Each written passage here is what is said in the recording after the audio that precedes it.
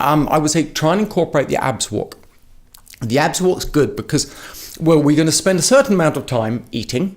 You're going to spend a certain amount of time tongue chewing when you're not doing something else. And you're going to spend a certain amount of time walking.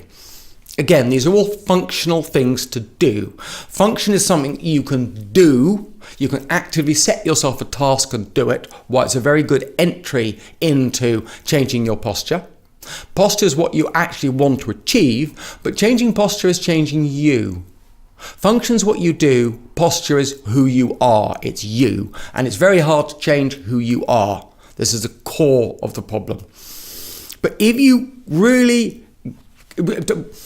Abs walking is about putting the whole thing together with body posture and getting good neck posture. So if you're going to abs walk, you're going to have to get a good suction hold with the posterior third of your tongue and really work out how that suction hold is getting your head back.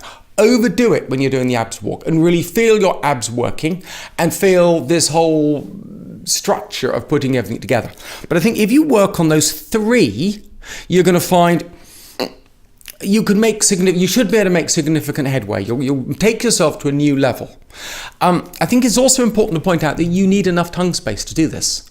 And if you don't have tongue space, you might need some help achieving that. And that this may not work for you. I'm not magic. If you can't have enough tongue space, well, I think it's tongue space versus perseverance. I'm guessing most people can do this with enough perseverance. Clearly, I've got better tongue space than most, so I don't know that. Then it's going to be a lot harder after about 25 years old. I mean, our ancestors were living on average to 40, 45? Maybe 50. Now, some people will always live to 90 years old. That we know that. When I was working in hospitals, I would not infrequently have someone walk in at 94. They've had an accident, they've had an issue, and I've said, your previous medical history, never seen a doctor in his life. Or her life. So we know that, he was quite capable of living to 90, even in ancient times. And these would have been influential characters.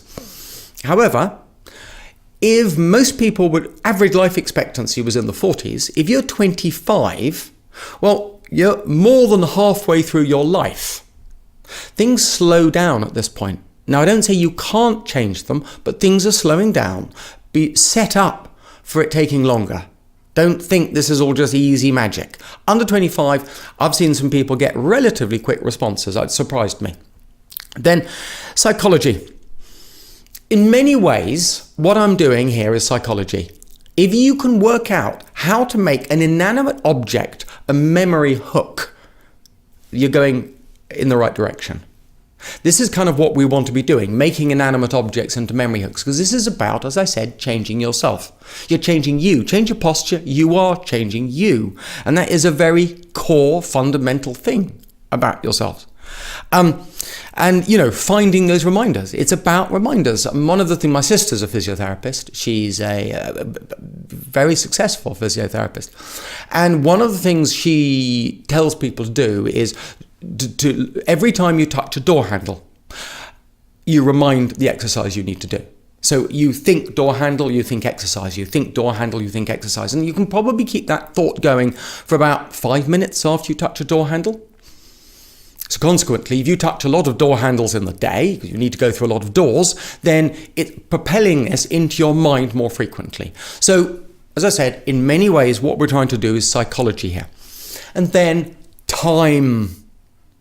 Yes, I have seen some people gain remarkable success in very short periods of time, but most of us are not going to get that. Most of us are going to struggle, and it's going to take a long, long time.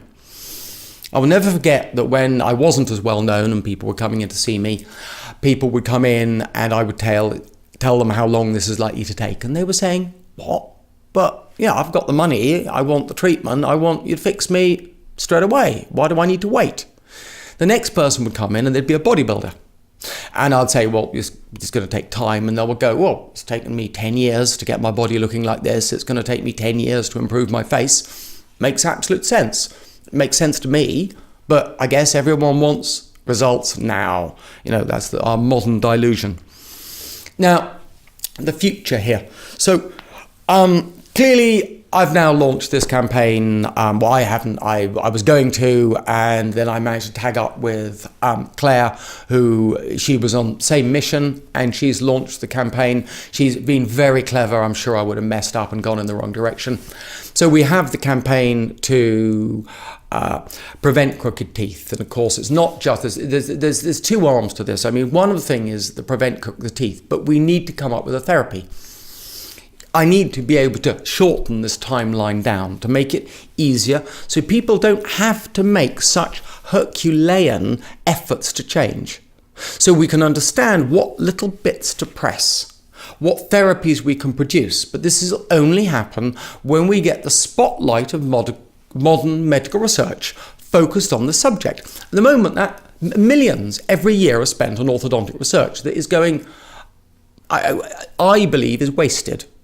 And if we could just take a tenth of that and direct it right in the directions that I feel would be most cost effective, I think we could really move forward, really gain headways. So that's one of the big reasons for the campaign, to see if we can get better research, better understanding. I mean, understand what's going on and plan out how we can research this. So please do sign up for this petition. That also will be in that box down underneath. And I'm going to try coming back, giving some more effective, now that we've gone with this campaign and we are basically wanting to promote open science. I'm going to be very open about all things going on, and I want to do much more directly help people with videos like this and going into more detail.